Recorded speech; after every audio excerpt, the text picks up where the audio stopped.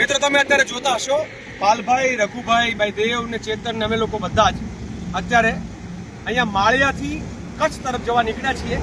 સુરજબારી પુલ પર જઈએ એ પહેલા તમે એક વખત આ રાક્ષસ જેવા ભૂંડ જેવા ઉદ્યોગપતિઓના થાંભલાઓના ઝુંડ જુઓ। આ પૈસા ભૂખ્યા ભૂંડના થાંભલાઓના ઝુંડ તમે એક વખત જરા કેમેરો કરો, આ થાંભલાઓના જાળા જુઓ। આ બાજુ ભાઈ દેવ જરાક પાછળ, પાલભાઈની પાછળ કરો, તમને દેખાશે। હું મારી વાતને બહુ જ ટૂંકમાં કહીને પાલભાઈને વિનંતી કરીશ કે વાત કરે। ગુજરાતમાં આવા એક પછી એક લાઈનમાં, આ તો હજુ 4-5 લાઈન તમને દેખાય છે, 6-7 લાઈન દેખાય છે, 100 લાઈન નીકળવાની છે।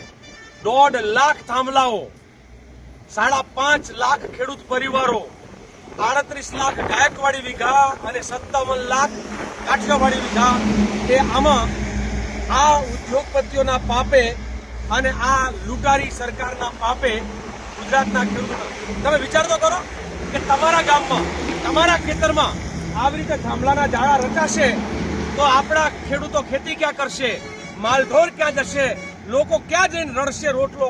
એ આખું તમે જુઓ, જાળા લાગી ગયા છે। આ જાળાઓ સામેની લડાઈ છે અને આ લડાઈ માટે પાલભાઈ તમારું શું કહેવાનું ભાઈ? લાલજીભાઈ, આ વીજ લાઈનો જે પડે છે, આ તમે જોઉં, હું વારે જ્યારથી હતી 6 મહિના પહેલા જ્યારે ત્યારથી સભાઓ ચાલુ કરી ત્યારે કહું છું કે આખું ગુજરાત કરોડિયાનું ઝાડું થઈ જશે। આ જે પરિસ્થિતિ છે, આવીને આવી પરિસ્થિતિ ગુજરાતમાં બધે જ થવાની છે। 100 લાઈનો જે તમે કહો છો ને લાલજીભાઈ, એ તો મોટી લાઈનો 400 કેવી કે એનાથી મોટી લાઈનો નીકળવાની છે।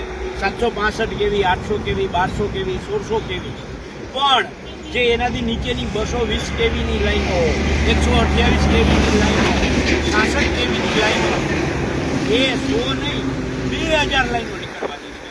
કારણ કે એ લાઈનો પાવર ભેગો કરી અને આમાં નાખે અને ત્યાર પછી મોટી લાઈનોના માધ્યમથી ગુજરાત બહાર આ લાઈનો જાય, એટલે આ પરિસ્થિતિનું નિર્માણ થવાનું છે। ત્યારે હું ગુજરાતના તમામ ખેડૂત ભાઈઓને વિનંતી કરું છું કે આપણે 26 તારીખે સવારે 9 વાગે સતી માતાના આશીર્વાદ લઈ અને જગતનો તાત એ સરકારના નાથ પાસે, એટલે કે સરકારના નાથ એટલે કે નાગરિકો વચ્ચેથી થઈ અને જગતના નાથ પાસે જવાનો છે કે આ સરકારને સદબુદ્ધિ આપો।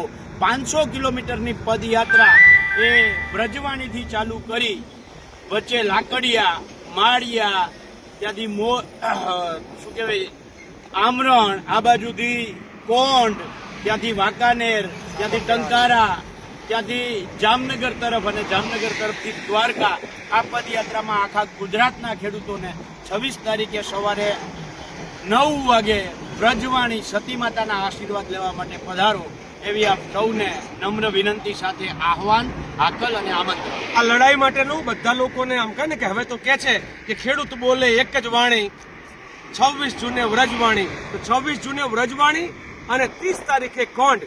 આ જે છે કોંઢથી દ્વારકા અને વ્રજવાણીથી દ્વારકા, આ લગાતાર યાત્રામાં મહેશભાઈ રાજકોટિયા પણ અત્યારે જોડાઈ ગયા છે। અમે લોકો ભચાઉ મીટિંગ કરવા માટે નીકળ્યા છીએ, કચ્છની તૈયારી ચાલે છે, બીજી બાજુ સુરેન્દ્રનગર અને મોરબી જિલ્લો પણ પોતાની તૈયારીઓની મીટિંગો કરી રહ્યા છે। જય જવાન, જય કિસાન।